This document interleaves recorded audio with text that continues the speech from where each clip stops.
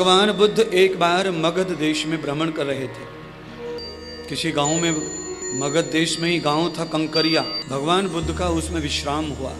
गांव के लोगों को पता चला तो सभी गांव के लोग जो है उनका दर्शन करने, सदुपदेश लेने, आशीर्वाद लेने उनके पास पहुंचे। जो थोड़े बहुत नास्तिक थे उन्होंने भी देखा कि सब जा रहे हैं तो चलो अपन भी चलो। मानना न मानना अलग बात है, पर अच्छों की भीड़ में कुछ दुर्जन भी आते हैं और वो श्रद्धा से नहीं, वो माहौल को देखने, माहौल के साथ जुड़े होते। बहुत सारे लोग होते रात रात में अपने वोट देने का मत बदल देते, बुद्धि बदल देते। माहौल को देखा, सुबह दूसरी जगह ठोक देते।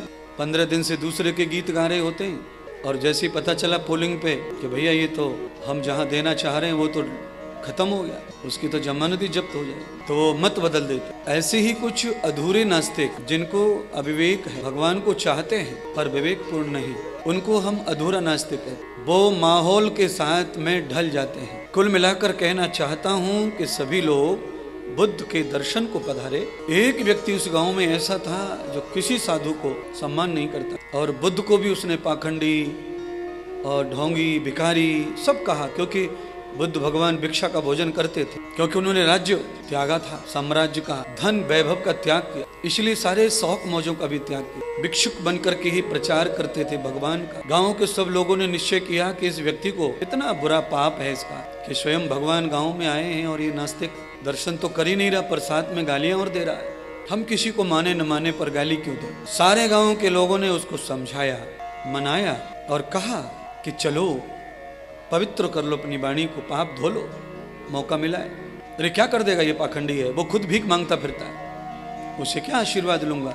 दरअसल में ये व्यक्ति नास्तिक इसलिए बना कि ये बहुत गरीबी से जूझ रहा था, मेहनत बहुत करता था पर कुछ हाथ नहीं पड़ता था इसको, धीरे धीरे नास्तिक हो गया। अरे उनकी कृपा ले ले सब अच्छा हो जाएगा, उनकी दुआ ले ले सब अच्छा हो जाएगा। नहीं नहीं, ये क्या दुआ लूंगा इससे, एक एक रोटी के लिए खुद भटकता फिर रहा है। अंत में गांव के लोग कैसे भी करके मना करके भगवान बुद्ध के पास में उस नास्तिक व्यक्ति को ले आए और उसने आकर सर्वप्रथम अपना सवाल रखा, अगर तुम भगवान हो तो मेरी गरीबी दूर करो, मेरी परेशानी दूर करो, मेरी बेचैनी दूर करो और मुझे धनवान, मुझे संपत्तिवान बनाओ। भगवान बुद्ध ने कहा, केवल तुम गरीब हो इसीलिए नास्तिक हुए हो, परमात्मा से तुम्हारा निश्चय इसलिए दूर हुआ है। यहाँ मैं आपसे एक बात कहना चाह रहा हूँ कि जीवन में कभी भी अपने जैसा संसार को नहीं समझना और संसार जैसा खुद को नहीं समझना। बड़ी चोट होगी, बड़ी आघात होगा। आप जैसा सोचते हैं वैसा संसार नहीं है और आप जैसे हैं वैसा भी संसार।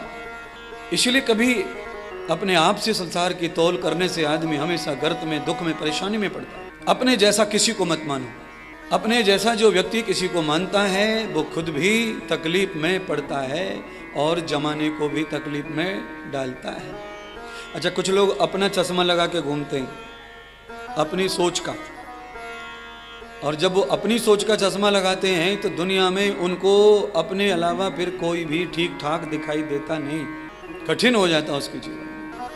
भगवान बुद्ध ने सबसे पहले उस व्यक्ति को कहा कि परमात्मा ने तुम्हें जो शरीर दिया है ये जगत में सबसे अमूल्य है, इसीलिए तुम गरीब नहीं हो, तुम परेशान क्यों हो।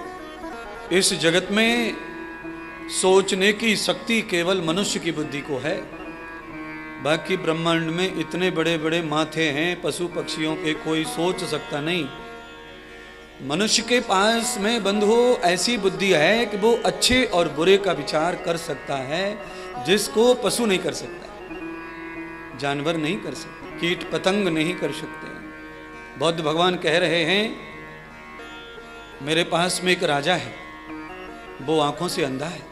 इस नास्तिक ने कहा था कि इस महान शरीर को पाके क्या मतलब है, पशु पक्षी भैंस गैया सब सुख पा रहे हैं, अगर दुनिया में दुख पा रहा है तो केवल मनुष्य है। मनुष्य को जीवन चलाने के लिए काम करना पड़ता है, नौकरी करनी पड़ती है, पढ़ाई करनी पड़ती है, पैसे संजोने पड़ते हैं। बाकी सृष्टि में 84 लाख योनियों में किसी भी जीव को पेट भरने के लिए पैसे की जरूरत पड़ती नहीं है। नाराज हो रहा था वो व्यक्ति भगवान बुद्ध के सामने मानव शरीर से, क्या करूंगा इस शरीर का, क्या है इस शरीर में, लड़ पड़ा भगवान बुद्ध से। सुनिए, आदमी को जब अपनी अहमियत पता नहीं रहती तो वो उल्टा उल्टा ही बोलता रहता है। भगवान बुद्ध ने कहा कि एक राजा है जो अपनी पूरी संपत्ति उस आदमी को देना चाहते हैं जो उनको जीवित अपनी आंख दे दे। तुम्हारे सब दुख दूर हो जाएंगे। तुम गांव के नहीं, पूरे प्रांत के सबसे बड़े धनपति व्यक्ति होंगे। इसीलिए एक पल में तुम अमीर हो सकते हो और पैसे का आनंद ले सकते हो। वो राजा आंख चाहता है, उसके बदले अपनी संपत्ति देना चाहता है। ले लो, चलो, ये सारी खदानें, ये सब पर्वत सोने के, सब उसी के हैं। और वो राजा जन्म से अंधा है, उसे जीवित व्यक्ति की आंख से दिखेगा दुनिया। अब वो दुनिया देखना चाहता है, तुम धन देखना चाहते हो, तो दोनों आपस में बंटवारा कर लो। नहीं नहीं, मैं अपनी आंखें नहीं दूंगा। आंखें देने के बाद में मैं धन का क्या करूंगा, साम्राज्य का क्या करूंगा। अच्छा, भगवान बुद्ध ने कहा है तो ऐसा कर लो, एक आंख से भी तो दिखता ही है, एक दे दो, एक रख लो, वो आधा धन दे देगा तुमको। बुद्ध भगवान की उसने बात को नहीं माना, एक आंख भी देने को तैयार नहीं हुआ। बुद्ध भगवान ने कहा कि क्या बिगड़ता है दुनिया में, एक आंख वाले लाखों लोग हैं। तुम भी एक आंख वाले रहोगे तो भी धनवान तो रहोगे, सुखी रहोगे, साम्राज्य में रहोगे। दे दो और धनवान हो जाओ। उसने कहा नहीं, मैं अपनी आंख क्यों दूं। भगवान बुद्ध ने शास्त्रीय बात कही कि जिसको तुम कह रहे थे कि ये मानव का शरीर बेकार है, मानव का शरीर बेकार है, तो आप उस शरीर का एक छोटा सा अंग भी क्यों नहीं देना चाहते हो। अरे घर में जो कूड़ा करकट होता है उसमें से घर में कोई आधा भी रखना चाहता है क्या। लोग तो पूरा कूड़ा करकट झाड़ के पहुंच के पूरा का पूरा गाड़ी में डालना चाहते हैं। जब ये शरीर तुम्हारा व्यर्थ है, बेकार है, तो इसका छोटा सा अंग राजा को दे दो, क्या फर्क पड़ता है। उसके बदले तुम्हें अपार संपत्ति प्राप्त होने वाली है। ये छोटा सा अंग चला गया तो मैं दोषी हो जाऊंगा, मेरा स्वरूप बिगड़ जाएगा और दुनिया मुझे पूरी तरह अच्छी नहीं दिखेगी। किसी बस मेरी दूसरी आंख भी खराब हो गई तो मैं जन्म अंधा हो जाऊंगा, फिर मेरे संसार का क्या होगा। भगवान बुद्ध ने कहा तुम तो पूरे मानव शरीर को ही बेकार निकम्मा बता रहे थे, अब तुम एक आंख से भी नहीं जी पा रहे हो। और तुम्हारी आंख की एक की कीमत इतनी है कि राजा का सारा साम्राज्य भी उस आंख की कीमत को अदा नहीं कर पा रहा है। तुम सारे साम्राज्य के बदले आंख नहीं दे पा रहे। इसलिए बंधु, मानव का शरीर इस जगत में सबसे अमूल्य है, महंगा है, जिसका मूल्य सृष्टि में कोई दे नहीं सकता। जिन माताओं के गर्भ से बालक पैदा नहीं होते उनको पूछो कि मानव के शरीर की क्या महंगाई है। जिनके होके मर जाते हैं उनको पूछो कि एक बच्चा चाहिए, सारे हॉस्पिटल, सारे राज्य, सब डॉक्टर समाप्त हो गए, उसके बावजूद एक शरीर उन्हें प्राप्त नहीं हुआ बालक के रूप में। तुम्हारा जीवन इसीलिए धिक्कार वाला है, तुम्हारा जीवन इसीलिए दुखी है क्योंकि तुम निकामे हो, तुम्हें कर्म विश्वास नहीं है, तुम ईश्वर की व्यवस्था पर विश्वास नहीं करते हो और तुम मानव होने पर गर्व नहीं करते हो, इसीलिए तुम्हें सुख नहीं प्राप्त है। पंडाल में टीवी के माध्यम से जो भी कथा सुन रहे हैं उन सबको सबसे पहले तो मनुष्य शरीर प्राप्त करने का ही अंदर से गौरव होना, गर्व होना, और फिर मानव शरीर के अंदर जो प्रवृत्ति है, जो गुणवत्ता है, आगे के व्यक्ति पे ही पीछे खत्म हो जाता है। फिर वो ये बच्चों को दिखा दे भाई, एक बार कपड़े वपड़े छोरे संभाल रहे हैं। अब्राह्मणो ब्रह्म वर्चसे जायताम। सब यजमानों के कल्याण के लिए ब्रह्मचारी ब्राह्मण जो है पोथी बांच रहे हैं, उनका दर्शन आप कर रहे हैं टीवी के माध्यम से। भगवान बुद्ध ने आखिर में उस व्यक्ति को मानव शरीर की अहमियत बताई। आपके शरीर में क्या क्या संपत्ति है।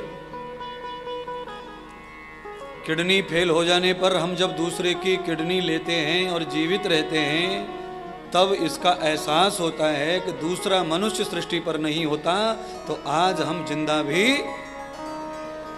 इसकी अहमियत है। जीवित लोग नेत्र डोनेशन कर देते हैं, अंधों को आंखें मिल जाती हैं, उससे ये सिद्ध होता है कि मानव अगर दूसरा नहीं होता तो ये आंख भी, किसी को आंख दर्शन नहीं दिखा सकती थी, रोशन नहीं कर सकती उसका जहां, क्योंकि आंखें तो संसार में बहुत बड़ी बड़ी हैं महाराज। उल्लू को रात में भी दिखता है पर उसकी आंखें मनुष्य में फिट होने वाली नहीं, उसकी आंख मनुष्य में फिट नहीं। इसलिए बंधुओं, मानव का होना ही गौरव की बात। हमारा एक एक अंग किसी भी मानव का जीवन कृतार्थ कर सकता है, धन्य कर सकता है।